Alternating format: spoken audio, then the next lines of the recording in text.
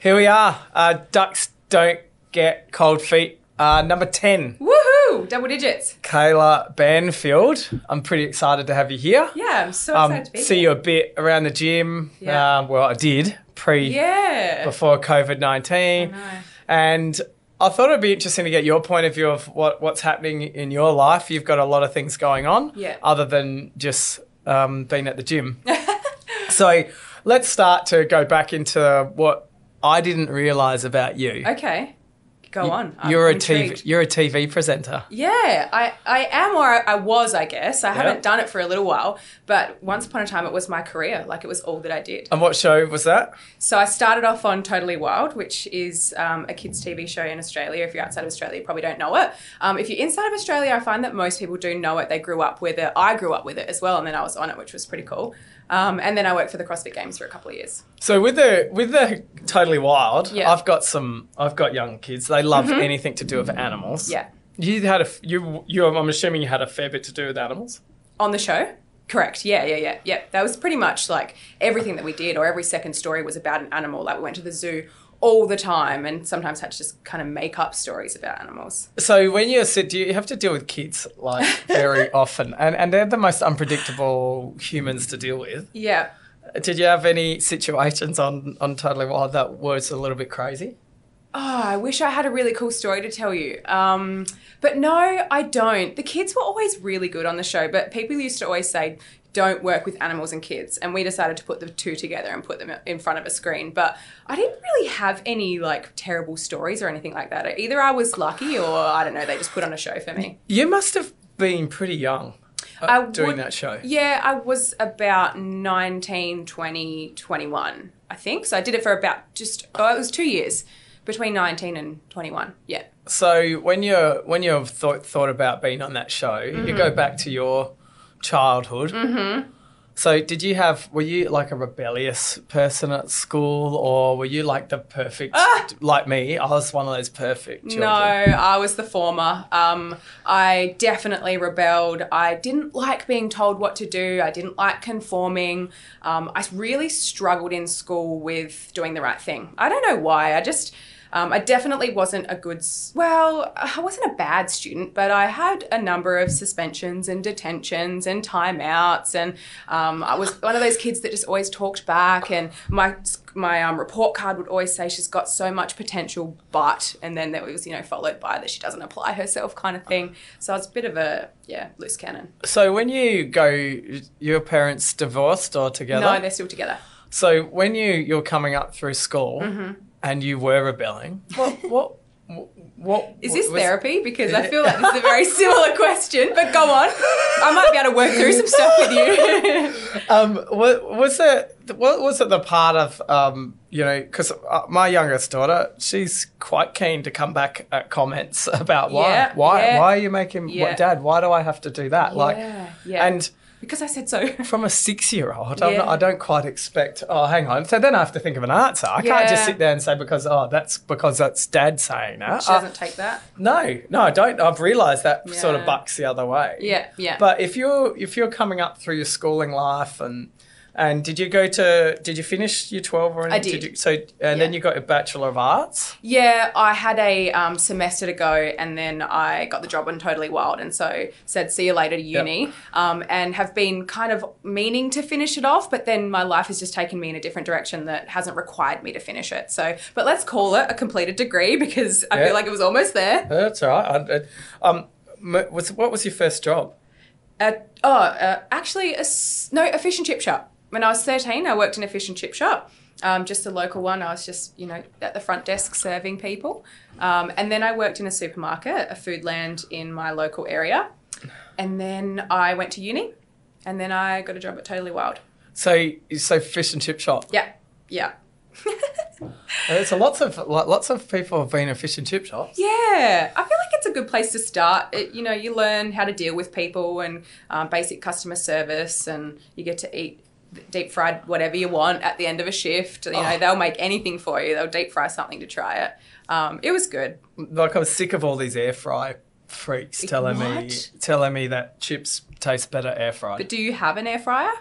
Have you tried air fried chips? I have. But look, come on. Okay, they don't come taste... on. They don't taste better than chips, but they're a great alternative that has far less oil and salt and can be made in your own home is a good substitute for not having takeaway every night. And I give you credit for that. That was very good pullback because... But you're right, nothing tastes as good as the real deal. Yeah, I think I was one of those people that I was watching my Kitchen Rules. Mm-hmm. And no, I wasn't. I was MasterChef. Same thing. And I was sitting there and there's a guy that made these wings. And I said, you know what? I will be the professional wings cook. Okay.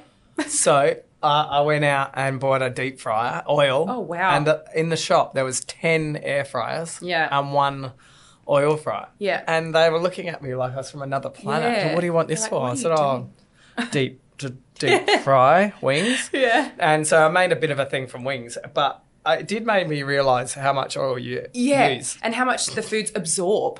Like, it's crazy. With the air fryer, you can either spray it with oil or nothing. And it tastes great for a healthy food. Put it that way. Like, it makes a healthy dish enjoyable. Totally. And it's interesting because I know you're going to talk about more healthy choices moving forward. But let's go back to... So you did a Bachelor of Arts and then you got your Totally Wild job. Yeah. Literally. How did that come about? So I'd been doing theatre for a number of years. So I was always interested in, performing arts and kind of being in front of a stage or being in front of a camera. And there was a girl that trained at my gym who was the current TV presenter. And I just went up to her one day and I said, look, this is something I'm really interested in. How do I go about getting a job like this? And I'm never afraid to ask for, what I want or ask people how they got to a certain place because I think that's the best way to be able to, pursue similar kind of paths. And it was just by some stroke of luck that she said, I'm actually leaving and the job is up. Here's the link. So, I don't know, some kind of stars aligned. And I was too late for the cutoff, but they said, all right, we'll extend it for you for a couple of days. I sent through something that I scrambled together of some terrible show reel that I just thought this is not going to go anywhere. And I got a call back to come in and I had to write a script and perform it in front of camera. And I feel like that was terrible as well. But anyway, I got another call back and I can't remember what the second round was. It was something similar in front of camera. And then I got a third call back and they said, we want to fly you to Brisbane for an interview. So I went and did an interview and then I got the job. So I had no experience, which I feel like was maybe what they were looking for, someone just kind of fresh into the scene. So how good's that? Amazing, yeah. You went up to someone and said, how do I get into that? I just said, I'm really interested in what you do.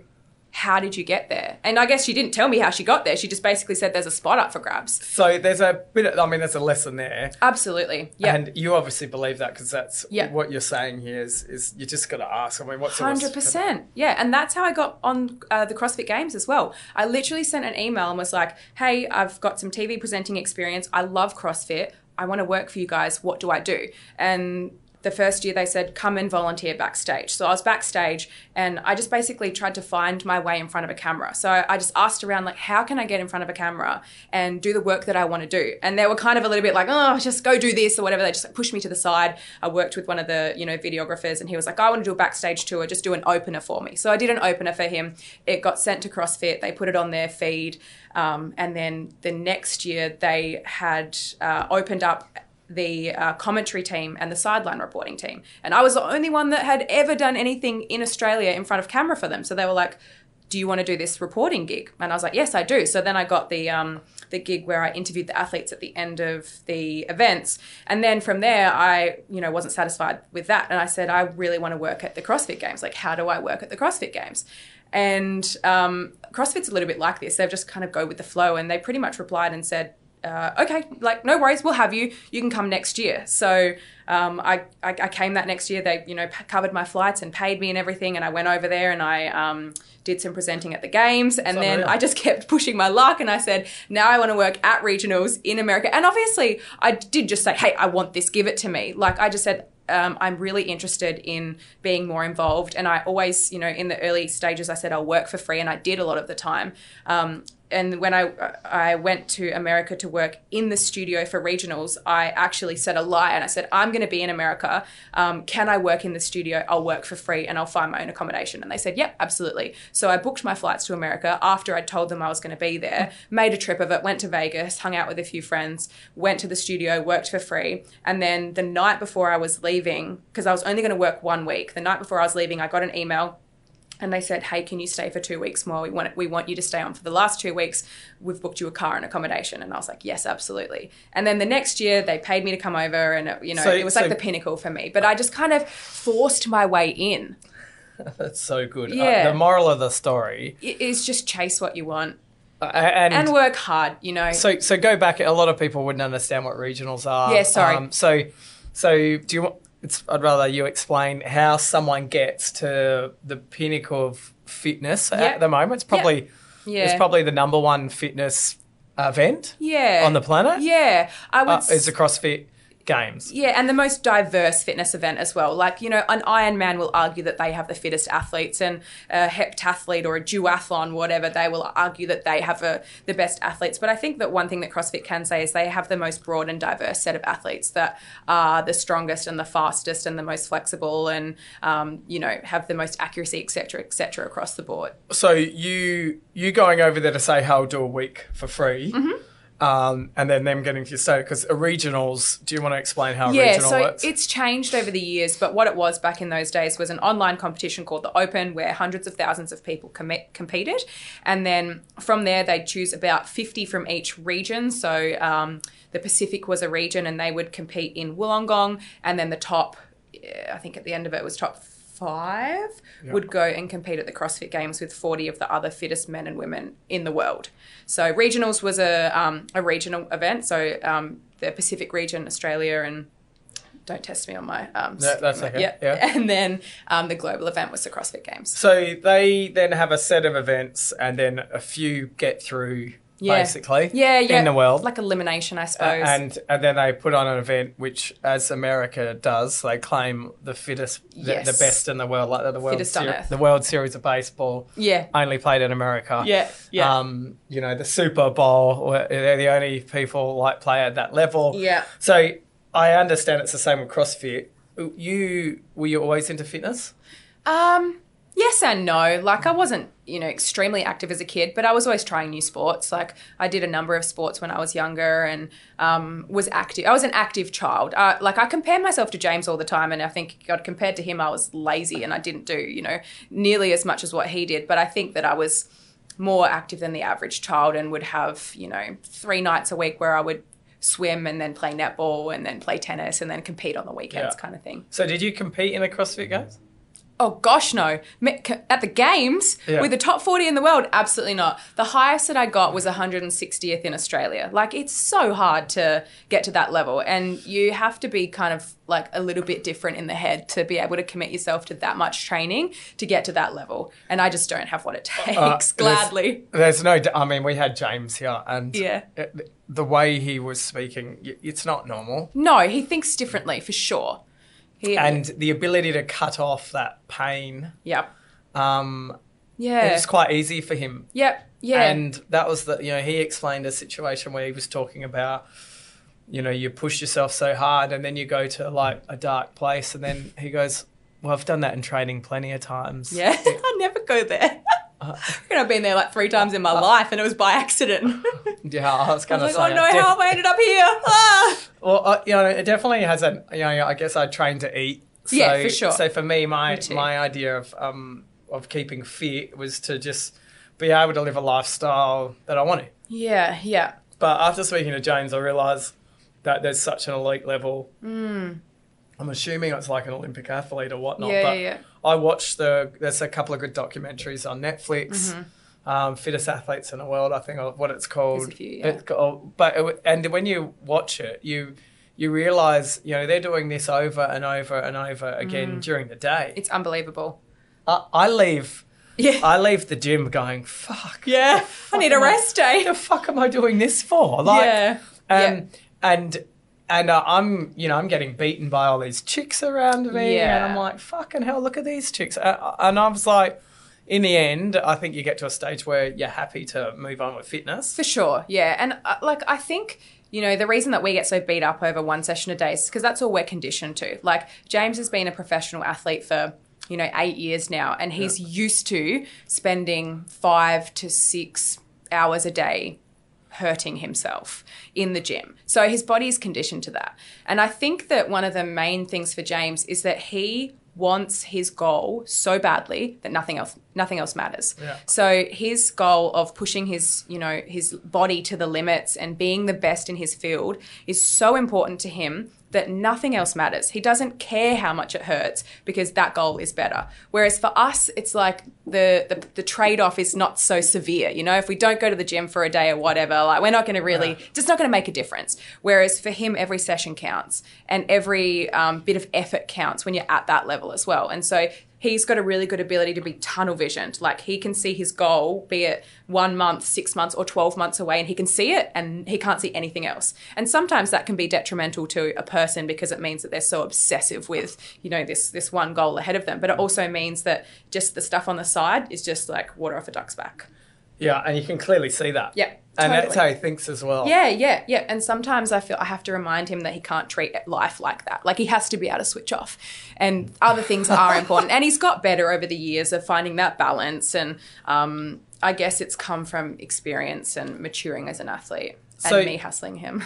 So, yeah, I can imagine. So if you've seen literally CrossFit start. Kind of, yeah. At almost ground roots. Yeah, pretty much, yeah. And how did you actually meet James, by the way? At CrossFit. What, it was? Yeah. It was in a CrossFit gym. Yeah. So I just started like 2 weeks ago or 2 weeks prior, and it was during the Open, which was the online competition, and he was currently not at a box. He was training at home and he needed to go into a gym to get his score recorded. So he came into the gym that I was training at, and me having only, trained for 2 weeks, I could hardly do a burpee. And he came in and he did 50 butterfly pull-ups, and my jaw just dropped. I was like, who is this, like, superhuman? And I mean, the rest is history. Is that love at first sight? Yes, something like that. Like, I was just dumbfounded by his level of fitness, and then love. So when you saw when you were actually seeing how the CrossFit Games was working, and you could see it was becoming a big event, did that change the way things happened with the things that you've set up?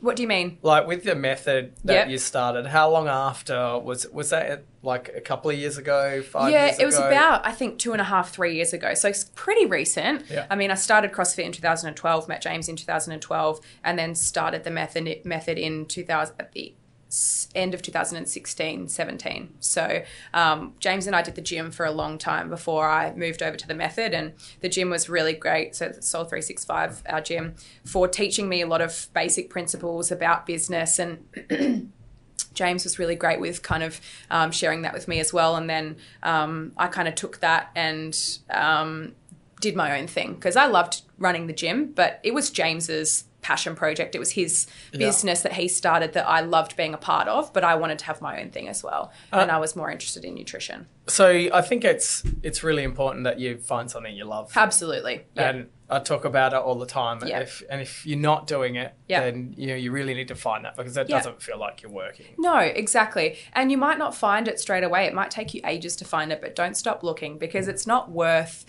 doing something that you don't love just because you can't figure out what you want to do, because then you'll just be unhappy if you're not really doing what you want to do. Yeah, and that's such a broad way of putting it, but it's really, it's the same as, if you're talking about starting a gym, how did that conversation come about? Oh, shit, let's start our own gym. Well, James was working at the mines at the time, and I was still at Totally Wild when he started the gym, and I didn't really have any thoughts about leaving Totally Wild. I thought that was my career. I thought I was going to stay there and I was going to one day be on Getaway. Like, that was my career path. Yeah. And he was opening the gym. That was his thing. And he went to the mines and he saved money. And once he earned, his whatever it was, 50 grand on the dot, he literally quit the mines mid-shift and was like, I got what I need. I'm out of here.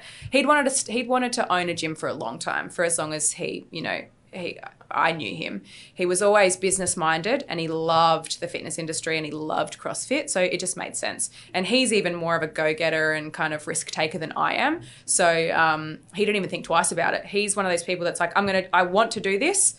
I'm just going to do it. Yeah. Yeah, I don't even care about what other people say or about, the risks that I'm taking. I want to do it, so I'm going to do it. So Gilbert Street, that was the first where gym? we opened. Yeah. And then, that was definitely CrossFit affiliated. It was, yeah. Then the move... Yeah, Elizabeth Street, which then was Soul 360. Yeah. So it's 365. 365. Yeah. So that was Soul 365. Yeah. And I've been a member at the gym. So for me, it seemed like when you took CrossFit off the name, it seemed to get more people to the gym. Yeah, totally.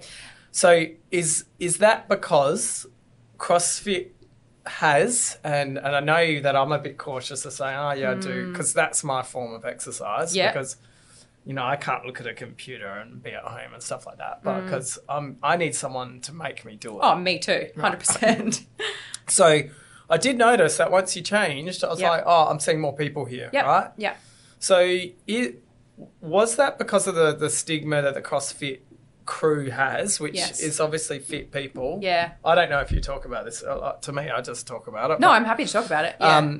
But then going to seeing the difference, because I was on both sides of the fence, was I can sit there and go, okay, so CrossFit seemed to have a name where if you said CrossFit to someone, you were like, you're one of those. Yeah, that cult kind of thing. Yeah. Definitely. Which is fine. I don't, but it the definitely cult part is okay, I think. It was a bit, I noticed it with business-wise. What a masterstroke to sit there and go, no, I want to concentrate on the float tank and I want to concentrate on maybe stretching and things like that. Was that the thought pattern behind the Soul 365? We've always wanted to be a balanced gym that incorporates floating and stretching, which is why at Gilbert Street we took over the lease for the place next door and created a recovery centre and had therapists working for us, which we ended up closing because it was just too many things for us to do. But the main reason behind moving towards the name 365 was that we felt that there was a stigma that was attached to CrossFit. And I think CrossFit hit a period where it was the really cool in thing to do and everyone wanted to try it. And then all of a sudden, somehow, I feel like it got associated with a few negative things, like girls getting bulky, causing injury, cold heat. You have to be fit to do it. And all of these things we didn't feel like were in line with the brand that we had created. And we still love CrossFit, obviously. It's pretty expensive. Like, it's not a cheap affiliation. And pretty much all you get is the name. Yeah. And so we felt that we'd built a brand that could stand on its own 2 feet without the name CrossFit. And it definitely got us to where we are today. And we're very thankful for that. But we didn't feel like it was supporting us in the way that we needed to anymore. So, we rebranded. Our programming remains much the same. We still do very similar things. It's adapted a little bit. But, we noticed, and maybe it's coinciding with the fact that we, put some massive marketing efforts behind the rename, and that's what helped bring new faces in. But I definitely think that the facelift and the rebrand helped us bring in new people. For me, totally. And when you say Soul 365, it's not as threatening. Totally. CrossFit mode. Yeah, I know. Oh. It's weird, isn't it? But soul is a very soft word as well. Like, it's a very inviting kind of... it can be taken either the devil as in true, a soul. like going to steal your soul. Yeah. No. James just came up with it one day. It was one of those things. He's like, I like this name. We're going to have it. And I was like, does that mean we're open 365 days of the year? Because this is a big commitment that we're making. And he was like, yep. I'm like, okay. No shit. So you're actually open the whole... We always have been. Anyway, so it didn't really matter whether we were advertising it or not. The only days that we were, we weren't even closed. But on Christmas Day, James trains every day of the year anyway. So it was always like whenever James is in there, we'll open the roller doors and everyone can come in, but it's do your own thing kind of thing. And now the coaches just go in there. So the gym is always open. We were, I think, one of the first CrossFit gyms to actually open all day. When we first started CrossFit, you had your morning classes. I don't know how long you've been doing CrossFit for, but you had morning classes and your afternoon classes. And every now and then there was a midday class, but the box was closed outside of those hours. And it was funny because James and I, excuse me, would be at the gym all day and we'd be like, okay, it's 9:30, morning classes have closed. We'd, close the roller door and we'd sit in the office. People would knock on the doors. We're like, sorry, we're closed. And we'd just be sitting in there. And then one day we just had this conversation and we were like, what if we just open our roller doors and let people in? Like, it's just this weird kind of like, you fit in the box that, nope, sorry, we're closed. Like, that's just how these gyms operate. And then we just thought, well, we're here, so why not open the doors? And we opened the doors, and then it just became a community where people wanted to hang out. We're lucky we're in the city, so we've got uni students, we've got, corporate workers on their lunch break. We've got people that just love fitness that, have hours that allow them to come in during the day. And I think we were one of the first gyms to open all day. And it just made so much sense because, like, supply and demand, if people want something and you're able to provide that, why wouldn't you? Like, you're doing a disservice to the people by not giving them what they want when it's easy for you. And even if it wasn't easy, I still think we would have, sometimes we'd go home. But I think that we would have, gone, well, if the people want to be here during the day, then we're going to open the gym. Yeah. It's fair, and it's a pretty simple thing. Oh, it's so easy, right? Like, it seems so straightforward, but it's a big sacrifice when you're a business owner to then go, okay, so you've got to be here from 6:30 in the morning until 8 o'clock at night, 5 days a week, half a day on Saturday and a couple of hours on Sunday. Like, especially when you start running a business, as you would know, it's just you. Like, you don't have a massive team behind you that can support you. So no holidays, no sick leave. Like, we're lucky we had each other. But it's a big commitment, but you just hope that it pays off, which it has. Yeah, it's been great for, I guess, to be able to use food, nutrition, and fitness all together. It's like a perfect combination. Oh, for good lifestyle. Totally. Yeah. So with you recently did a triathlon? Yeah, 70.3. Yeah, so a half Ironman. So how did you find that? I loved it. It was so much fun. It was, at no point during the race was it hard. Like, I'm so stuck in this CrossFit mentality that's like, if you want to get results, you go bloody hard and that's it. Like, you go to that red line, you stay there for as long as you can and you finish the workout. And triathlon and long distance triathlon is such a different mindset. It's all about low heart rate. It's all about maintaining. It's about endurance, and it's about staying in a zone that you're able to, maintain for a long period of time. So I trusted my coach with his heart rate and his wattage game plan, essentially. And so you might want to elaborate on a wattage. Yeah, okay, cool. So and heart rate plan. Cool. I'll go even one step further. So I did a 1.9K swim, a 90K bike ride, and a 21.1K run. The swim is just get from the start to the end without blowing out too much. Don't get attacked by people underwater because everyone's getting all kind of like stressy in there and grabbing hair and legs and things. And then on the bike, you've got a way to record how hard you're going, and that's with power or wattage. So how hard you are pushing into the pedal is measured by your watts. Yep. So everyone's going to have their own kind of individual zone that is going to allow them to get to the end the fastest that they can without blowing out. And so he gave me that range, and I stuck to that as long as my heart rate was underneath my lactate threshold, which he'd tested, previously. So he measured the lactate in my blood, and at what point did I go into the anaerobic system, and then we don't want to go into that. We want to stay aerobic. So for me, that was under 175. So I was not allowed to go above 175 because once you go into that system, you're in your sprint system and you don't want to be there for 6 hours. So stuck to that for my bike, and then the same applied for my run where I had to stay under 175 heart rate, and then whatever pace that meant that I was going at. It's never about speed. It's always about exertion. Yeah. Because if you base it on speed and you've got a massive headwind, you're going to be fighting super hard to maintain 30 Ks an hour. Whereas nothing changes in terms of the power that you're putting out in your body and the way that you feel. Or there's slight variance, and you have to be in tune with that. But it's a lot easier to replicate that across different courses than it is speed. There's hills and stuff like that.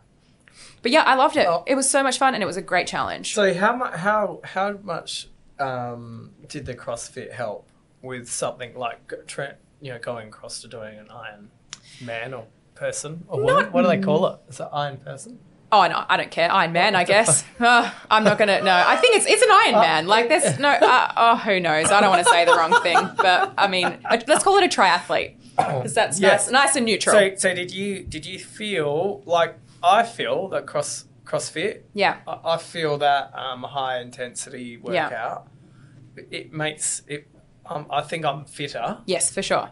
And I relate that to mountain bike. Mm-hmm. So I've been mountain biking since the gym's closed. Yeah, yep. And I appear to be quite fit. Yeah, and I think that theory would apply if you are consistent with your CrossFit, which I wasn't, and I haven't been for a long time. Yeah. So I see you occasionally. Yeah, and I go through stages, and like I said to you earlier, I start things and then I start something else. I'm a bit of a scatterbrain sometimes, and I like to do different things, which is why I liked doing this triathlon. And I hadn't been vibing CrossFit for a little while before that, so I was inconsistent. So in that sense, I feel like I kind of started from the ground. But to say that CrossFit didn't help me would be a lie, because I think that it still builds a baseline that I was doing enough times to keep up. And also mentally, I think that it's great mental training, because it teaches you to be okay with discomfort and okay with pain. And because in a CrossFit workout, that's like the worst you'll ever feel, right? Like that's totally. so hard. Yep. So knowing that you can survive that and knowing that you can push through that has helped me with everything in life, not just the Ironman. That's a good way of looking at it, because you're right. It's mental training. I don't look at the workout before I go. Okay. Yeah. Because you start overthink it. No, I wouldn't go. Right. Yeah, fair enough. Good goal. Yeah. Yeah. Like, you'd quit your gym membership. Like, this is bullshit. Because the guys and girls would say, Once hey, you're there, you can look it up. And I said, fuck, I don't want to look it up. If I look it up, I ain't coming. Okay. Interesting. So for me, it's I rock up and I'll go, I reckon I'm a sook, but I'm not. I'm only sook right there. Yeah, but you've got no choice. Once you step foot in that gym and the coach sees you and your friends that are training there see you, you are committed. Yeah. And then you'll be even more of a sook if you turn around and leave. No, that's right. So it's wise not to look at the workout. Yeah, I don't. So I rock up and I just do it. And you're right. That's exactly what happens. So, okay, you can be fit. But fitness, I think a big part of that is what food you consume. Yes, absolutely. And it's, what are we, April, May? So it's May 2020. Apparently. Right? It feels like December. It's May 2020. Mm-hmm. So we're week 8 of COVID rush. Oh, wow. Okay. Mm-hmm. That's just for Australia's COVID, just for the record. Yeah, yep. So if we look at it and turn around and see, we've had mad people rushing to buy stuff from supermarkets. Toilet paper was the biggest joke that literally went around the planet. Oh my gosh, crazy. Then soon followed by flour, pasta, rice. Wow, okay. So we've had one of the biggest rises ever. Like we've sold a year's supply of flour in 9 days. Wow. Do you think that you're going to pay for that later? Like, are people going to not need flour in September? It's, the quarantine kilos, I think. Oh, right. People just overconsume. Is that right? They just make more. Everyone uses more toilet paper? Yeah.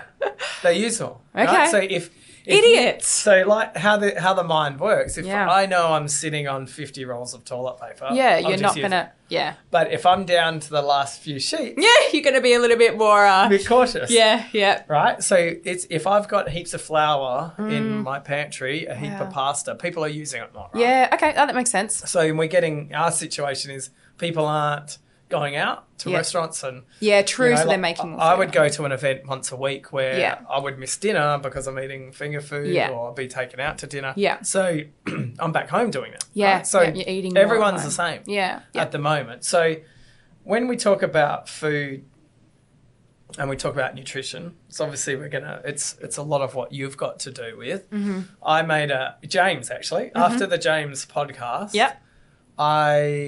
Nat and I said, we'll try and eat vegetarian. Yeah. So we do 3 vegetarian days. Awesome. A week. That's great. That's going from someone that was eating meat, I'd almost say breakfast, lunch and dinner. Oh, I was too. 100%. Because I feel like that's almost like the diet culture as well. And it's an easy way to get protein in. And it's just like it was a staple. Like it's what you build your meals around. That's what I was doing 3 times a day. If not eggs in the morning and then chicken for lunch and salmon for dinner or something like that, or bacon in the morning or something. Yeah, steak. Like I was eating red meat like almost 7 days a week. Yeah, yep, so was I. So I was like, okay. And then look at James. I was like, fuck, he can eat vegetables that look like that. Yeah, totally. And be able to sustain. So then I watched that Netflix documentary, Game Changers, I think it was. Yeah. And I was like, that was a bit biased. But for sure. But watching, I was like, Really? I had no idea that I could get everything from vegetables. Yeah, 100%. And most people don't. And everyone's very skeptical. And it's harder to get it from vegetables because you have to be a lot more organized and educated as well. Whereas I think it's easier to get a balanced diet from mainstream foods. Like meat, because meat has a lot of those things that you know it's harder to find in a vegetarian diet. Because I'd have a bit of a go at the vegans or vegos, like in a friendly way. Oh yeah, but you know, yeah, I know we did as well. You'd hear about them a lot, like they're like you know, if you didn't have certain things, the small minority would make a hell of a lot of noise. Yeah, but that's the case in any field, right? Correct. Yeah, and now that I look at what I'm more talking plant based, I think it's probably the right phrase or right term for it, yeah. Rather than, because if you say you're vegetarian or vegan, people look at vegans. I know, yeah. Like, you know, and how do you know a vegan? Because that's all they talk about. Yeah. So for us as a supermarket, we sit there and try and go down. If we go plant based, and some of the meals and foods these days are amazing. Yeah, totally. And you know, as long as it doesn't have many numbers in it, James goes for no numbers, I noticed. Yeah. So for me, I'm like, you know, I'm trying to work on least amount of numbers as possible. Me too, yeah. But I want to be able to eat what I want to eat. Yeah. How important to you is nutrition in what you do? Oh, extremely important. I was going to go back on the vegan comment, and I just wanted to make a comment. And I think the reason why vegan has such a bad stigma is that sometimes people do things because they want to be different, and then they want to make a big noise about the fact that they're different, because being a vegan is or was a minority. Whereas I feel like the reasons that James and I are doing it is not to be heard or not to make noise. It's just for our own ethics and values, really. So I think that the problem is that people just want to be different and unique and special, and so it became annoying. Whereas I agree that, you know, plant-based it's a bit softer and it feels like it's got a different focus. But anyway, is it? Yeah, you're going to say something. No, I was going to actually go back and answer your question. Go for it. How important is it to me? Yeah, like. Is the term vegan like someone talking about CrossFit? It's the same thing, I guess. And now all of a sudden, you know, life has its ups. Like you're either cool 1 minute or you're not the next. Yeah, Same with any trend. Yeah, totally. And how do you keep a trend that is ongoing? It has a life cycle no matter when you look at it. I just feel like trends are superficial, but what remains the same is moving your body is good for you. Excuse me. This sparkling water is giving me... Yeah, no, I had giving me hems. Moving your body is good for you. Exercise is good for you. It doesn't matter.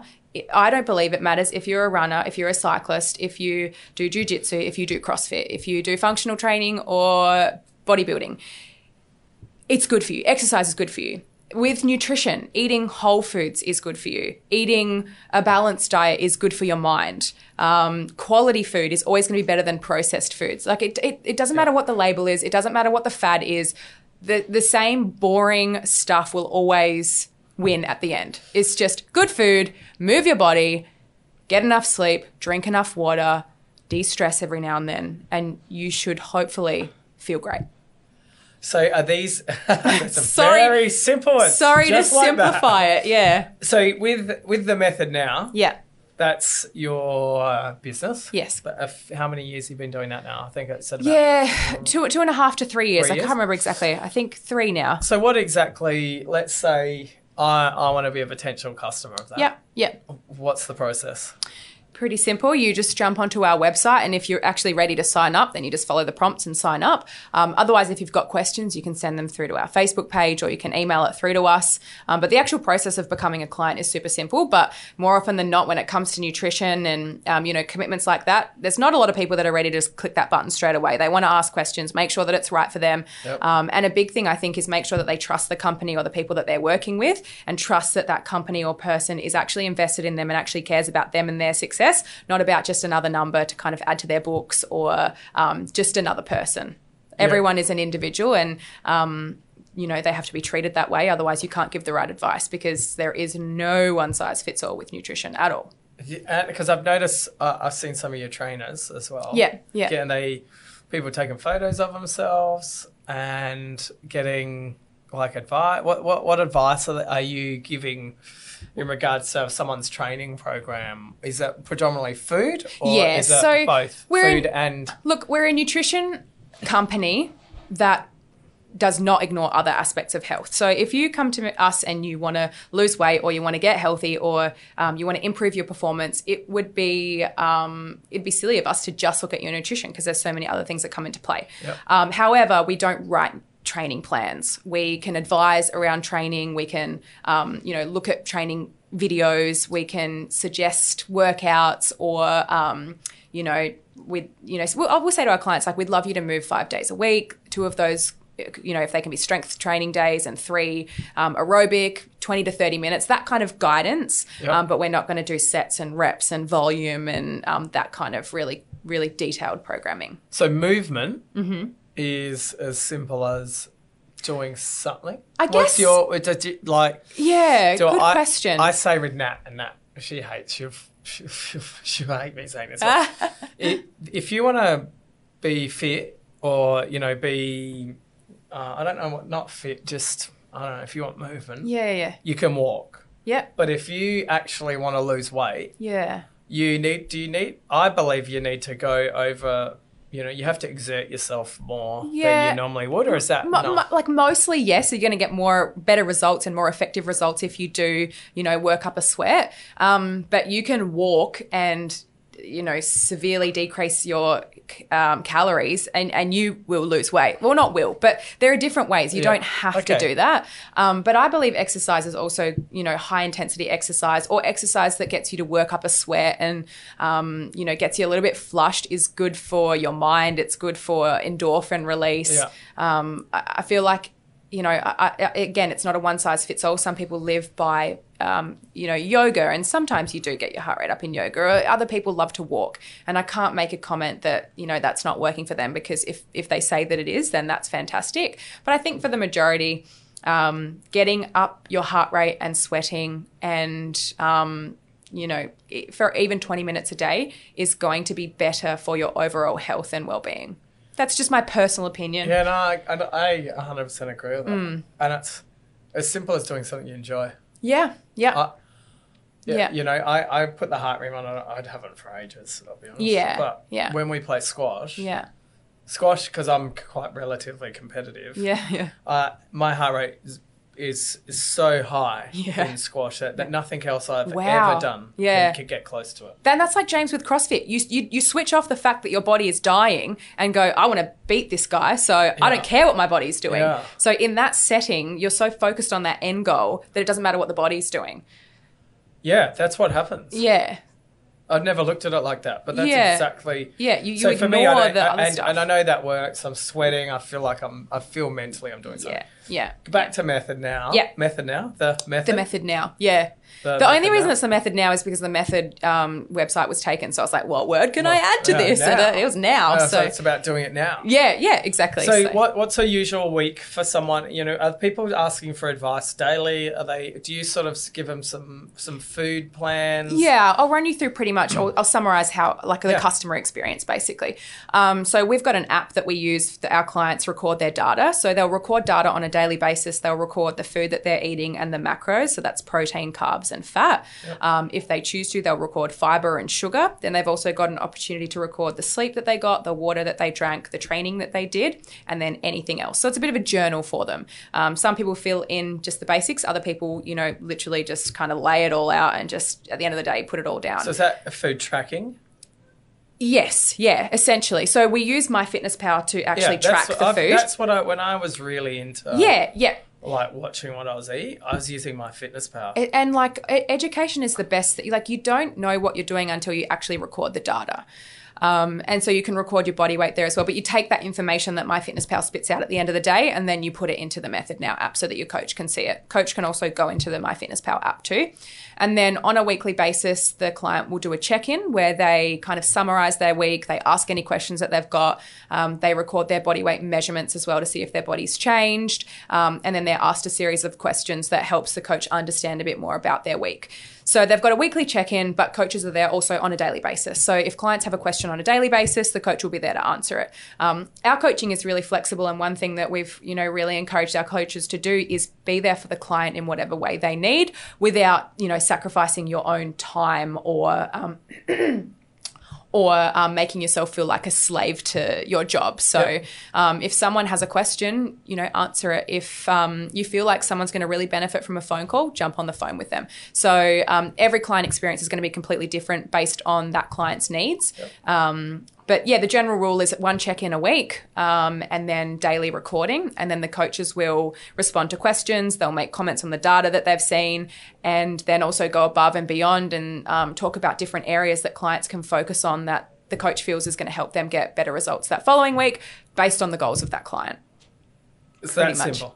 I guess it's simple when you say it, but it's pretty complex when you're in that seat, coaching or being coached. Most people trying to go for weight loss? Yeah. Or most people, I'm not that fussy on weight loss. I used to be. Yeah. And then I was like, if I feel good. Yeah, totally. I was always working on 5 hours sleep. Wow. And then after the James podcast, Yep. I thought I'll try and go to bed at midnight every night. Yeah. And now I think I'm getting a bit more. I'm getting 6 to 7. Yeah. How do you feel? I think I feel better, but it's not dramatically different. Yeah. But when I get too much sleep, I'm like, I feel groggy. Totally, yeah. And I think for me as well, and everyone's different, this sleep that I get before 12 p.m., like if I was to get 6 hours of sleep from 12 till 6, I won't feel as good as if I get 10 till 4 or something like that. So it's still 6 hours, but if I get to sleep earlier and I wake up earlier, and I try to wake up at 5 o'clock every day, and I just feel like I get more work done. I'm more productive. I can wind down earlier without feeling guilty and feel like I can get more stuff done in the day. But for me personally, and maybe you're different, and everyone requires different, hours of sleep. Yeah. I am better off an earlier, more productive in the morning. Yeah, getting to sleep earlier. Sorry. The same number of hours, but shifted back a couple of hours, if that makes sense. Yeah, okay. You know what I'm saying. So you're still going to that 5, but if you're asleep by 10? Yeah. Look, I get more than 5 hours of sleep, but but 10 and then maybe getting up at 5 or 6. Yeah, exactly. I was just making a comment on yours. I don't know if you'd feel any better if you, excuse me, if you fell asleep earlier and got up earlier. But some people also do better work at night, and you don't want to take away that productive time, whereas I do better work in the morning. So. And I think it's important to realise everyone's different in how they're structured to be where they're going to benefit the best. Absolutely, yeah. And some people's jobs don't let them benefit. No, yeah, and so you just got to work with what you've got as well. Yeah. And no one's perfect. That's the thing. And I'm guilty of this as well. It's like striving to be perfect, but that's so unattainable that it ends up being more stressful, that you're being detrimental to yourself anyway. So give yourself some grace, cut yourself some slack, You can't do it all. So maybe you're not getting enough sleep, but what you can do is get enough water and exercise and eat quality food so that your body doesn't need to do as much recovery overnight because you're looking after your body by the food that you're putting in it. If we talk about nutrition for you. Yeah. And last time I was here, James wasn't making it public, but he'd been plant-based for a while. Yeah. So do you have to both do the same stuff? So if you want to go plant-based, do you think the whole house has to go plant-based? No, they don't. But it's easier if you do, because otherwise you're cooking 2 sets of meals, which, to be honest, James and I often cook different meals anyway. We just cook when we can and we just throw stuff together. We don't do a lot of meal times together. I don't cook a lot of recipes. James gets a lot of, packaged foods from meal prep companies, which is really fantastic. So we probably could do it separately quite easily because we just eat at different times. We're in and out of the house. There's always 500 dishes in the sink and 20 pans. But I don't know, James kind of led by example a little bit, and we'd been talking about it for ages, and he always said to me, when I finish competing, I'm going to go vegan, I'm going to go plant-based. And then for whatever reason, last year he just said, I can do it while I'm competing. I'm going to do it right now. And I didn't do it with him. I said, that's fine. Good for you. I really support you and I'm very proud of you for making this choice. But I love meat too much and I don't want to give it up. And then I watched him kind of be successful with it and realize that it wasn't as hard as I thought it was. Like, you think that you're going to be cutting out so many types of food, but I watched him kind of, relatively easy make that transition. And I had the same values and morals in terms of, animals and the way that they're treated in some of the meat industries. And it just felt like the right thing for me to do as well. And we did a fasting retreat in Bali. I can't remember when you spoke to him, if it was before and after that. So we did the fasting retreat. It was like 7 days. Yeah, it was 7 days. Yeah, I've done 10 days before with the same company. After you get past day 2, it's all the same. It's nothing. It's exactly the same. And it's all in your mind. And if you tell yourself it's hard, it's going to be hard. Like, if you believe that this is going to be the most difficult thing in the world, you're going to really struggle with it. But if you just get over the fact that it's literally a week of your life and it's actually not doing something, it's a lot harder to do something than to not do something. And it's for a purpose. Yeah, it's not as bad as you think. I remember blowing up last time James mentioned it was 7 days. Yeah. And he said the same thing. You get through the first few days. Plus, you're not at work and you're not at home. The snack cupboard's not right there. There's not shit going on that makes you want to bloody open a packet of chips. Like, you're in Bali, there's waterfalls, you're going to yoga and you're drinking, juice and reading books and you feel great. So and you paid a lot of money to be there too. So you're not just going to go and blow it by eating something. It's like the gym thing. You book that trip and you're committed to that fast. You don't have another option. Yeah. I've tried to replicate this at home and I have failed every single time because there's nothing keeping me accountable. There's no, retreat hosts. There's no one serving me juice on a silver platter, or I'm like, you know what, I'm going to do it next week. I've never been able to do it at home. Yeah, because I'm in the supermarket, I can eat anything. It's terrible. I was like that as well when I worked at the supermarket. I just go down the aisles and be like, I'm going to eat this and this, and I'll take this from the bakery and this snack. And that's what I did. Yeah, I understand. And when I get hooked on stuff, I push it. Yeah. Me too. I have a pretty obsessive personality, which is why I can fast, because it's obsessive and it's extreme. Like, it's either you eat everything or you eat nothing. Wow, it's fasting. Yeah, it's interesting. I've never done it. I didn't even do the 40-hour famine at school. That's so funny. They probably won't let kids do 40-hour famine anymore. Yeah, probably not. I don't know. They're probably not allowed to. Yeah. But if you said to me, you can't have that, that would just be more annoying for me to not do. Because you haven't made that choice for yourself. Someone else is telling you what to do. And if someone said to me, you have to fast, I'd do the same thing. I'm like, screw you, I'm not doing that. But I made the choice, and I'd done it before and I knew how good I felt last time. And so I wanted James to join me. But for me, it wasn't physically the benefits that I, enjoyed the most. It was mentally. Like, I felt unstoppable. Like, the mental clarity that I had when I wasn't eating was insane. And it's crazy because I did a vlog about it, and both of us on day 5, James and I, we had a massage. We got off the massage table and I had just been having these crazy business ideas that were just flooding my brain. Like I was on drugs or something. And James got off the massage table and the first thing he said to me was, I've just had the most amazing business ideas for Ultra. And I was like, I just had the most amazing business ideas for the method. It was the timing. We both on day 5 just were swamped. Our brains were swamped with information and inspiration and creativity that I can't say that I've had. What do you think elsewhere. That was? When you're there in this retreat? Yeah. Do they sort of say, this is how you should feel today? Or are they sort of giving you advice how to deal? They guide you for sure. But I mean, there's like anything, there's no one size fits all in terms of the experiences that you're going to have.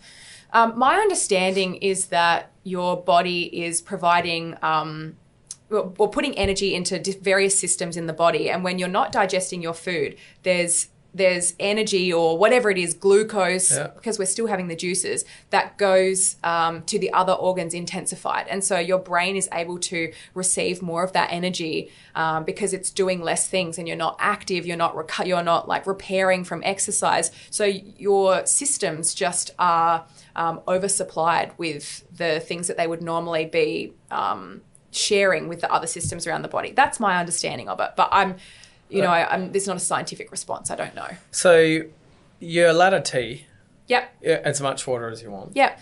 What was the physical activity like? You don't do. Do you have? Are you like a vegan where you just got no energy? Look, some days you have really low energy, but other days you feel invigorated. So the whole idea is to do it away from home, away from stress. You want to be in your parasympathetic nervous system, so rest and digest. You don't want to go into sympathetic nervous system, which is fight or flight, which we're in when we exercise. Yep. We're in when we work. We're in when we study, when our brain is kind of, working really hard. We're in that system. So you want to be avoiding that as much as possible. And that means no exercise. So no high levels of exercise. We walked and we did light yoga and stretching. But So you went like on nature walks? Yeah. You don't just literally lie down all day. That would be boring. And, we did things like sauna. Is there TV or anything there's everything. Like you can access the internet. You can, read books, watch TV, go out, wander the streets. We got given juices as well throughout the day, but only a small amount, and coconut water if we started to feel a little bit faint. Did you feel faint? Yeah, a couple of times. Your blood pressure gets low from the significant decrease in glucose, carbohydrates, and food. Just no solid foods, no fibre. So then you come. Do you do any meditation or anything? No. Look, I would love to say yes, but I really struggle with that kind of stuff. I love the idea of it. No, I float. I floated this morning. That's my kind of like switch off time. And then I'll, do things that I enjoy, but sitting still and not doing anything is a bit of a struggle for me. So yoga? Nope, don't like it. Not a fan. The only yoga that I'll do is yin yoga, and that's just stretching. I'm not a fan of the yoga where you hold poses and do planks and twist things and hold it. Like I get my exercise from CrossFit, and that's where I like getting my heart rate up. So I don't feel the need to do it in yoga, and I don't enjoy that. I just like to stretch, and yin yoga is passive stretching. It's the only yoga I'll do. I did hot yoga. Oh, I hate it. I didn't mind it. Really? I was like... it's so hard. It's harder than CrossFit, I swear. Yeah, it was quite difficult. It's stillness. It's like not high repetition. It's stillness. And maybe I need to do it. Maybe it's hot. Good for me. And I thought, I think sweating's good for me. Is there anything that says sweating's actually good? Oh, absolutely. Yeah. It's part of the detoxification process. Like that's how we, detoxify through our skin, is through the water molecules going through the skin. So, again, I'm not going to get sciencey on this because I don't know the ins and outs of it, but it's good for detoxifying, and good for the blood circulatory system as well, to help the body move things around, and, a number of other things that I can't recall. But it is good for you. So if you talk about your plant base, yep. Have you are you one of these people that's had a million diets in their life? Yeah. I've tried lots of different diets. I'd never been able to. Do you think plant bases are more maintainable? But I'm doing it for different reasons. Like I've tried different diets to lose weight, basically. That was always my number one goal when changing my diet. And this is bigger than that for me. And so I don't even have a second thought of going back to the way that I was eating, just because the reason for me doing it is so important to me that, I can still get fat on a plant-based diet. I can still eat chips. I can still eat chocolate. Yeah. I can still eat burgers. There's, as you would know, there's great alternatives now. So it's not... it's for different reasons. So I've tried diets to lose weight, and they don't last very long. And it's hard to maintain. Absolutely. Yeah. And they're always extreme. And exactly, you can't maintain that. Which makes it, I'm with you. I think I'm trying to find something that suits a lifestyle moving forward, and still be able to not worry if I'm going to eat something if I'm like somewhere else or something like that. Yeah. I think one thing that is consistent with the method nutrition programming is although we don't call ourselves calorie counters or flexible dieting or macro counting, So just to give you a bit of a snapshot, a flexible dieter or someone that counts macros is very similar to counting calories, except instead of counting the overall calories in the food, you'll count your carbs, protein, and fat. So you're still tracking your food, but you're aiming to hit those 3 numbers versus an overall calorie goal. Because if you say, I want to hit 2,000 calories, you can hit 2,000 calories off eating burgers, chips, and chocolate all day.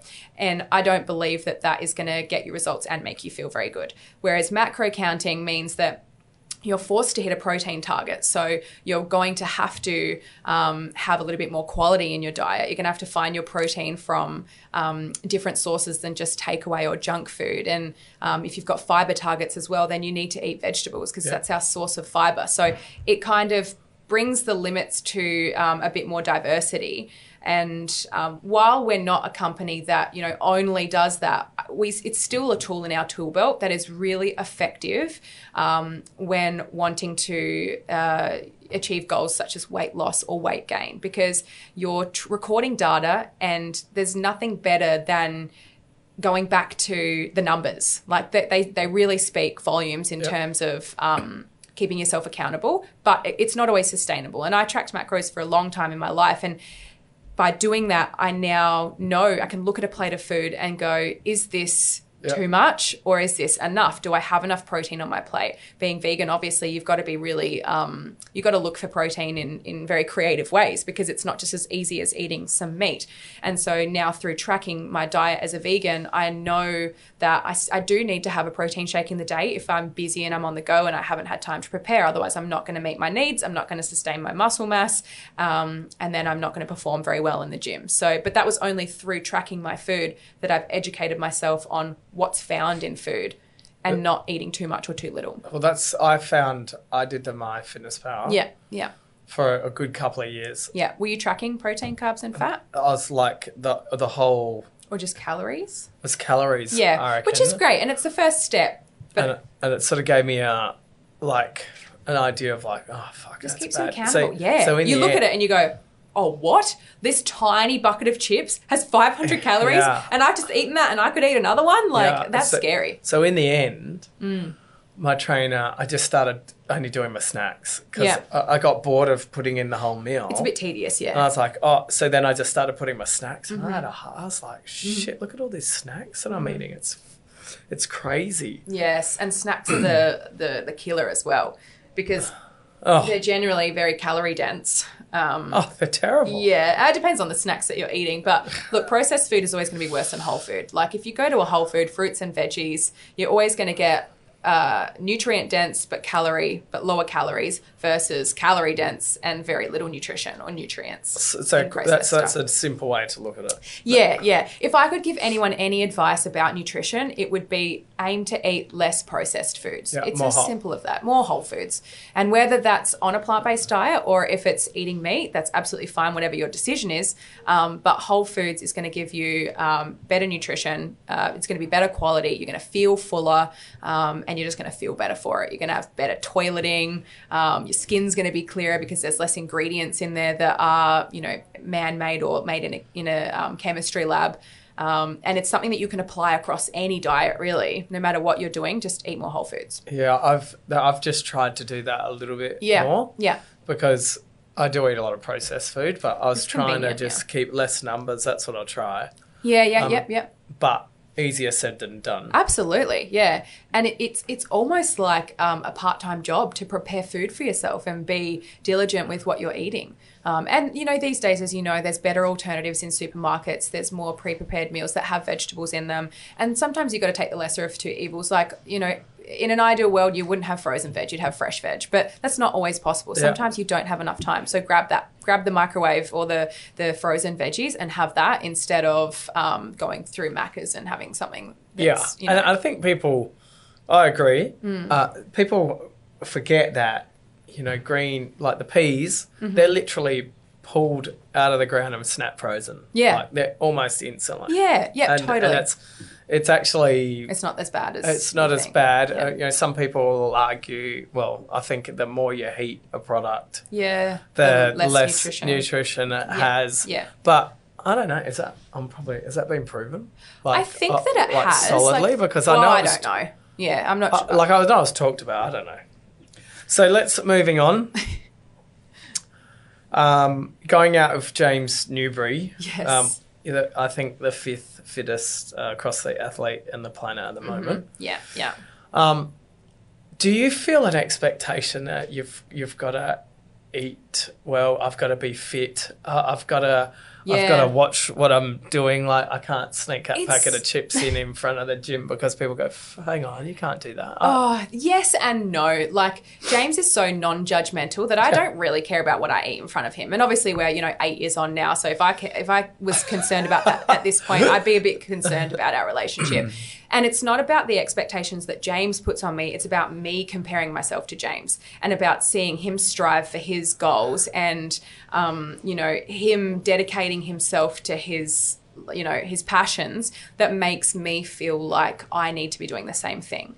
And he is a very driven and a very dedicated person. And so when I feel lazy, it's not about what I eat. It's about my attitude, I think, that I struggle with the most.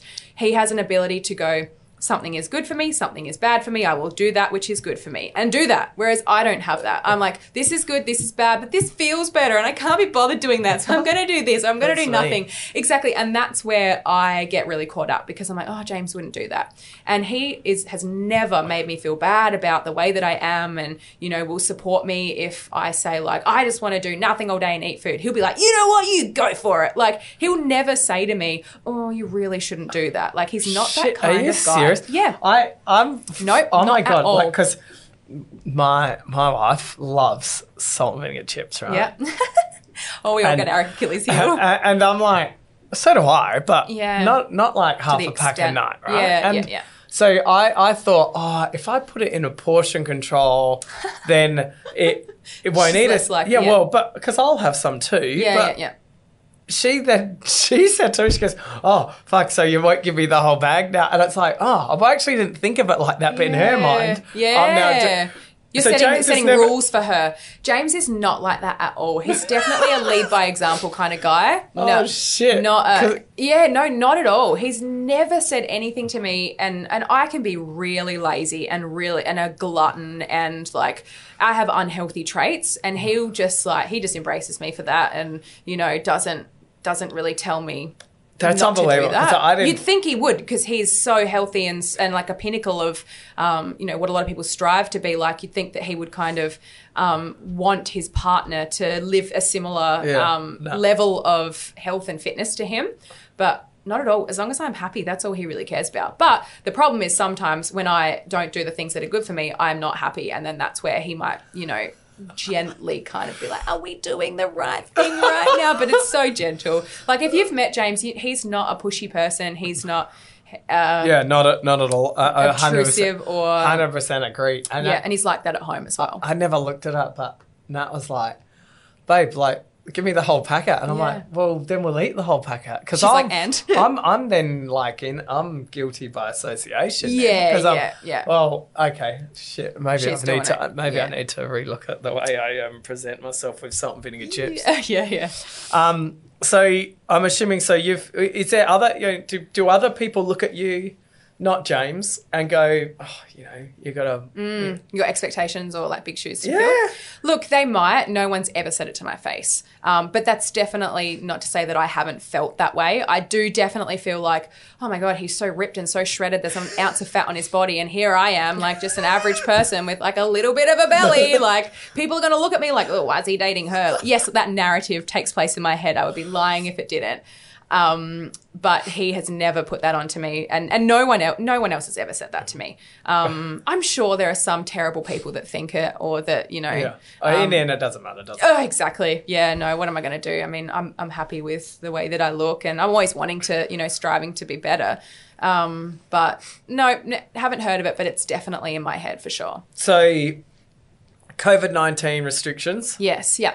So I'll talk about how's that affected the gym. Yeah. But also, how's that affected method now? Yeah, so obviously the gyms had to close. Yeah.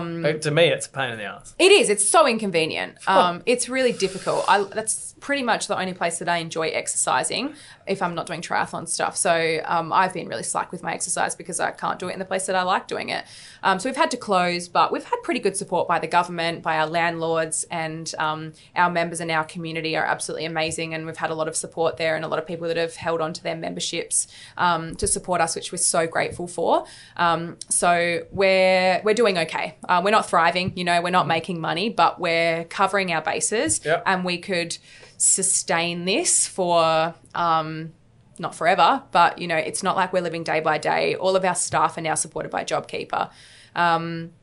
But we've lost pretty much all, no one's training there. So the business is closed. Yeah. Whereas the method has still been able to operate as usual. We haven't had to change anything about the service that we provide. The only thing that we have really noticed is that our members have been affected by it, but not a large amount of them. I was definitely expecting a bigger plummet in terms of memberships. But I would say that we probably only lost about 10 to 15% of our members, which is not too bad. And a large portion of those went on hold. So they've said, we'll be back at this date and we'll chat to you if we can't. I also think that our membership base is probably less affected by the job cuts. So we haven't had a lot of cancellations. But we've had to be, careful about our spending, but we haven't had to cut back or lay anyone off or stand anyone down, which has been good. Real fortunate for things you've just moved. Yes. You've pretty much, I noticed you've done some more work, or someone's been doing some work in COVID.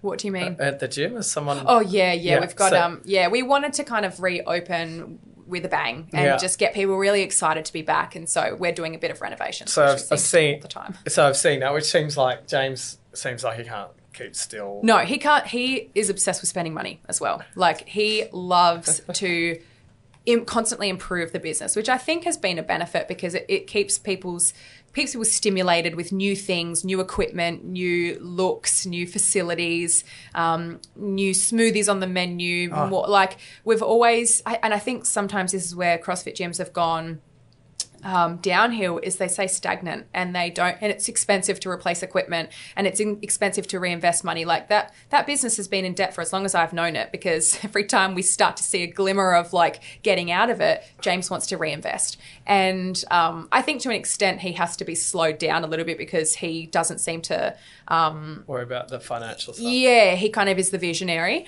But, we've not put ourselves in a position where we have not been able to pay bills, or at least we have, but we've been able to catch up. So, James always likes to invest money in the business. We've had to, it is investing because it used to be you could do your supermarket every 10 years and that used to be every 7 years. And it's like the customers almost want something every 4 or so years. You need to be doing something a little bit different to keep them for us from going to the opposition. Yeah. Which everyone's in a different boat. Yeah. What if you could give some people some of your tips on being more motivated, which I reckon you've pretty much covered, but what would be a couple of tips that you could give someone that maybe is still blaming COVID for things aren't well? Yeah. I mean, I watched a few of your... They're not vlogs. Yeah. Is that vlogs? I'm not sure. Who knows what the official term is? It's a video on YouTube. On yourself. And some of them you're like, you can see how you're not afraid to talk about being demotivated. Yeah, totally. Yeah. And what change you need to make to move forward. Yeah. I guess the first thing is it's okay to be not motivated. It's okay to not feel like working out. It's okay to not feel at your best all the time. And I go through stages where I don't feel like doing anything. I don't want to exercise. I'm not naturally motivated, or I don't naturally love to exercise. I really have to kind of push myself to do that.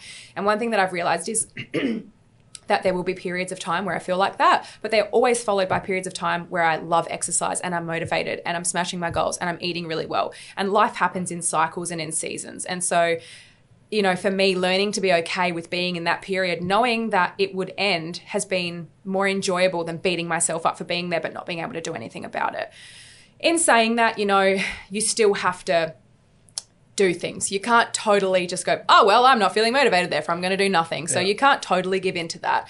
And one thing that's helped me is having a reason that's greater than something superficial like wanting to look good, because that doesn't last for very long. It might last a week or two, or maybe even 12 weeks, these challenges. Yeah. But then after a while, other things are going to become more important. So you need to find a reason. And I haven't read this book for a long time, but Simon Sinek did a book called Start With Why. And it's just all about finding your why and your reason for doing these things. Because like James, he puts himself through intense pain because his why and his reason is so strong that he's willing to drag himself through the mud for it. And people say to me, I could never go vegan, I could never fast. But let's just say your mum's life depended on it. You'd do anything, right? You'd run a marathon tomorrow if your brother was going to die. And right now you might sit here and say, I could never run a marathon. And you'd go out and do it and you'd be like, nope, that's too hard, I can't do it. But give yourself a reason that, let's just say the gods were like, I'm going to kill someone in your family unless you run a marathon. You're going to do it, right? Extreme. So it's very extreme.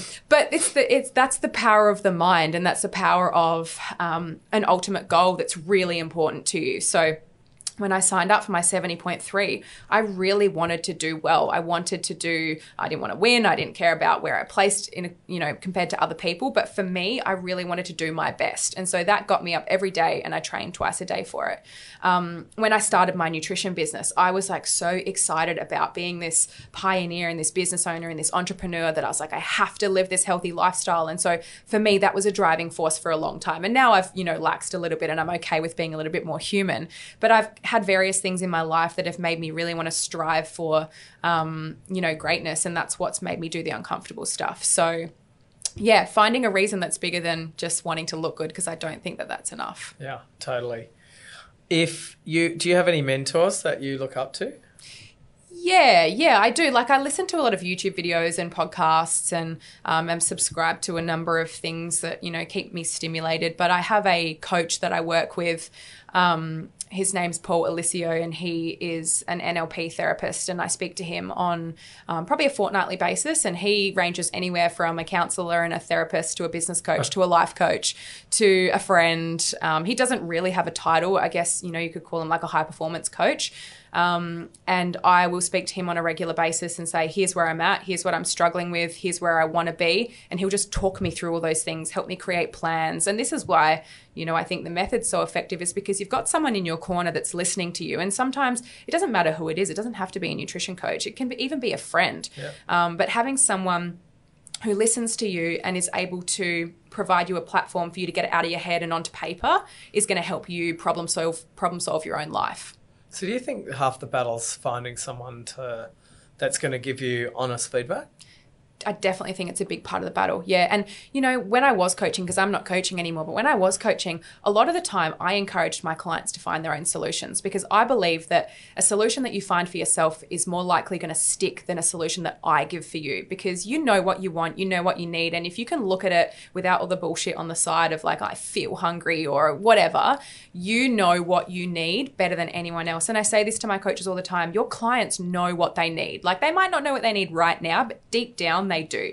It's your job to help them figure that out. So we're just a mirror. We just reflect you and give our advice, obviously, when necessary. It's not like we just sit there and listen. But I think the best results come when the client is the one that leads the way and you support them through that, rather than them being the student and you always being the teacher. So I say to my coaches, it's a dialogue, not a monologue. That's good. I like that. If you weren't doing what you're doing today, what? And it could be anything. Let's say you could. You said you're going to be quite happy being a getaway. Yeah. Yep.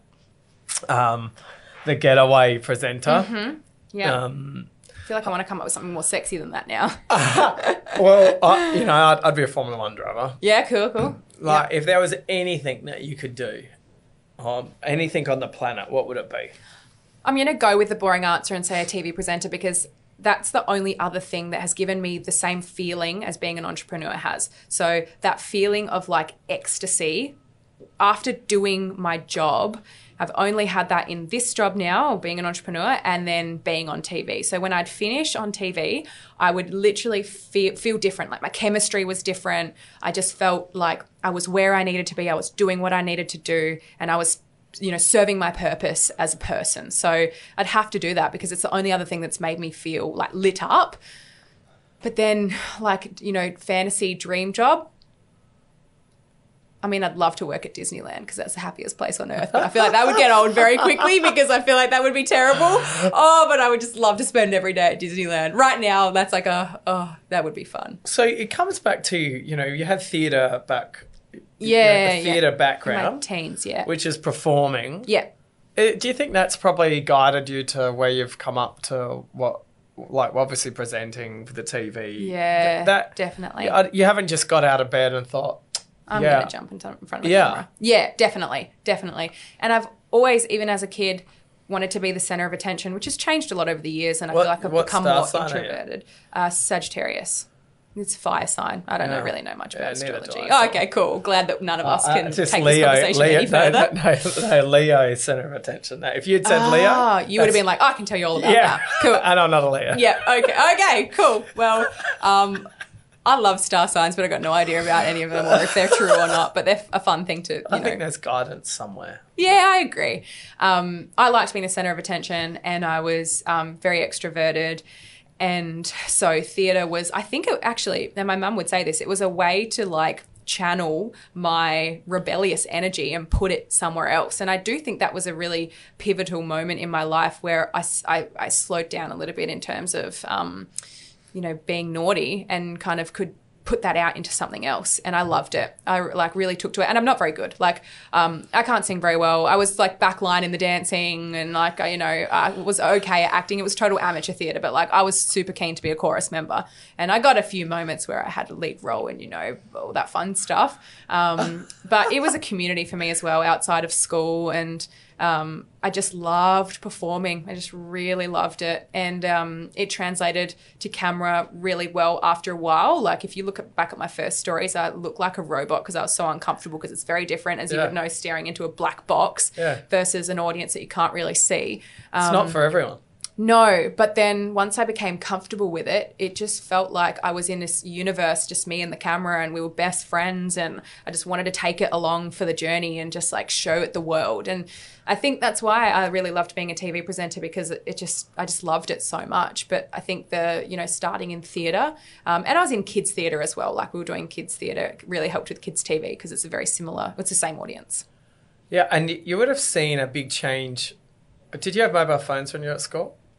I got a mobile phone when I was in year 8. So yes, in my high school years. I had no phone at school. Yeah, right? So when you actually see we used to have the old video cameras. Yeah.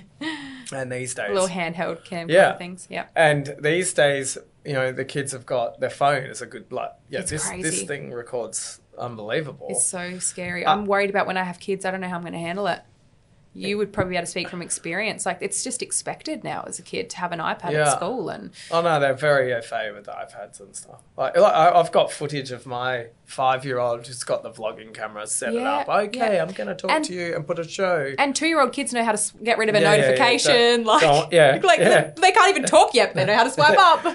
Notification, Mum doesn't need to see that. Yeah, and I know I get responses from Scarlett, and I know she's on Mum's phone because it's... You can tell. Yeah, I can tell. So it is interesting to see how that is all changing, and the YouTube, it's got a whole fan base that they say is going to be more popular than watching a movie because the fans are actually watching ongoing, and they're engaged they're engaged. Yeah, they're bought in. Yeah, from the start. Yeah, and that's totally. That's something that I think actors don't necessarily get. No, is because it's a loyalty. Yeah, Totally. It's strange. So, okay, so we've answered that. So I'm going to move on. Okay.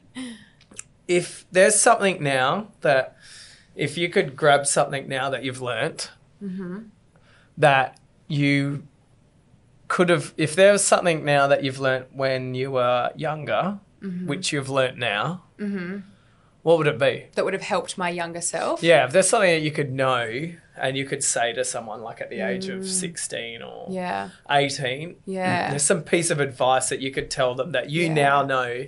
Yeah, so The first thing that comes to mind, and this is something that I know now, but I still haven't managed to fully apply it, is don't worry about what other people think of you. But I was so obsessed with that at school, in being in the popular group and worrying about what people thought of me. And I still get really nervous for certain things because I'm worried about the judgment of others, and I'm still reserved in my Instagram and on my YouTube because I'm so worried about what other people think. So it's still something that I deal with. But I feel like if I could just apply that, knowledge as a kid and carry it through, I feel like I would have achieved more in my life. I would have done more in my life. And yes, I know I've done a lot, but I still feel like I've had reservations because of the fear of the narrative of others about myself. Yeah, that's crazy. And you're young as well, so you've got a long way to go. I'm almost 30. Jeez. Look, yes, I know. I've still there's a life ahead of me. There's a life ahead of you, sure. And to actually think that's a great bit of information. It's like, what is it that people today? Because do you have to care what other people think? And what I don't know is, how do you not? Like, how do you practice not caring? What is the thing that you need to do to start to do that? Like, I haven't figured it out yet. Yeah, I think it's, realising I've learnt I can't please everyone, so I'm not going to try. Yeah. And Dad was reading some of the comments, and Dad said, I go, Dad, we've got 98% of people loving everything we do, and we got 2% hating. You read those and then you obsess over them. So I think that's something I'd definitely tell my girls, is to not worry about that sort of stuff. Yeah, it's massive, and I feel like we place our own self-worth based on what other people think of us as well, which is so silly. Yeah, that's because you're putting yourself out there. Yeah, that's why. You're vulnerable, yeah. But I don't think you need to. Yeah, no. So if there was one thing you could do that would impact the world, what would that one thing be? You're asking the big questions, aren't you? Well, I mean, like you're doing it, but you're you're plant-based because you're worried about the cruelty to animals, right? Yeah. I don't know if I'm answering this question properly. Can you ask it again, actually? If there was one thing that you could do to have an impact on the world, what would that one thing be? Oh, man. Like, the first thing that came to my head was, and the reason that I started the method was, and this just sounds so corny and I hate myself saying it, that I just want people to love themselves. I hate the idea that people don't love themselves or aren't proud of themselves or aren't happy with themselves. I hate the bullying world, and I guess this comes back to animal cruelty. I don't like people animals not having freedom and feeling like they can do whatever they want. And this probably comes back to the judgment of others, and it's kind of all coming full circle. But I therapy, this is therapy. Thank you, JP. I feel like I've worked through some stuff. I just want people to believe in themselves. Like, people and people's value is so placed around the way that they look, and there's so much more to a person than the way that they look. And I just want to be able to tell people that, and I want to be able to work with everyone and just help them work through that kind of stuff. So that's not really what I would do, but I mean, that's a great answer. Yeah. And I don't know, I love Gary Vee. Yeah. So, and he keeps on saying, do what you love, and it might not pay the big dollars that you think you deserve, but being happy is far more important. Oh, yeah. Be more self-aware is far more important than being paid the big dollars. And he says, I've got plenty of mates that are millionaires or billionaires that they're miserable. Yeah. And everyone will tell you that materialistic things don't make you happy, but yet we still pursue them and we still chase them. But you're still in the same frame of mind and the same, you still got the same brain between your ears. Yeah. And if you don't work on that stuff, a car is great and it makes you feel like you release those endorphins for a week or 2 weeks, and you like fast cars and I like nice cars. Like, it's not to say, and I think that sometimes there is a negative stigma around money, whereas if you've got money and if you've got nice cars, you must be a bad person, or you don't have the or you don't have the, and I think there's nothing wrong with pursuing those kinds of things, but that comes after you've done the self-work. 100%. Happiness to me is the total key. Absolutely. Is the key to life. And if anyone's asking me anything, it's always about, how does it make you feel? Yeah. Do you feel happy with what you're doing? We can't all be happy all the time. No, that's definitely true. And I think if you're not liking a situation, you have more down days than up, then I think you need to reevaluate. Yep. And don't be scared of change. Don't be scared of trying new things because I can't remember who said it, but it was like, choose your hard, right? Like weight loss is hard, and I hate that I'm simplifying this, but being fat is hard too. Like not enjoying your body, that's really hard. So you've got to choose your hard. Nothing's going to be easy. What were you saying? I feel like I was going somewhere with this. No, it's just being happy. About so changing your situation, like moving jobs is hard. Leaving a bad relationship is hard, but staying in a bad relationship is hard. Staying in a dead end job is hard. Like life is hard, and that's one thing that we have to embrace. Life is challenging. Life is going to push us. Life is going to make us upset. People close to you die. Bad things happen. Life is hard. You can't change that. You're not going to be able to change that, but you have to follow a path that at the end of the day makes you feel satisfied and fulfilled, because I think that's what makes you happy, not avoiding hard stuff or avoiding uncomfortable things. Well, that's gold. I'd normally end it there, but I have one. Okay. I have one. You can cut it into earlier, right? He can, but we try to not edit. Yes, no, I understand. But if you died and came back as a board game... Oh my gosh. What board game would you be? Now, I'll let you think about it. I'll tell you my board game. Okay, yeah. I'd come back as Scrabble. Okay, yeah. Because you'd never know what you're going to get. Yeah. And sometimes it'll be worth a lot. Yeah. And sometimes it won't be. Okay. Interesting. I'm trying to think what James said. I can't even... I haven't played a board game in so long. It was it was like the guessing game. It was like guess who? James. Oh wow! It wasn't guess who. No, it was like a jumbled up word, like some sort of gibberish, and then you got to guess. Why? Because he's confusing and hard to read. I've got it. No, let's I want to know. Okay, so I'm thinking of one, but I just don't know the name of it. So can you bear with me for 2 seconds? Yeah. Oh, Cards of Humanity. Because I'm that vulgar. Wasn't James. Hey, he mentioned it. But... No, where is he? Podcast James. Oh, you know what? No, I did ask James. I don't care. That's the wrong James. I don't know what this one is called. It's our favourite board game, so that's why I'm going to go with it. So you actually, it's not Risk or something, is it? Nah, but like I don't have a real answer as to like why I would be this board game. Well, I'm not letting you go without, I'll tell you what James said.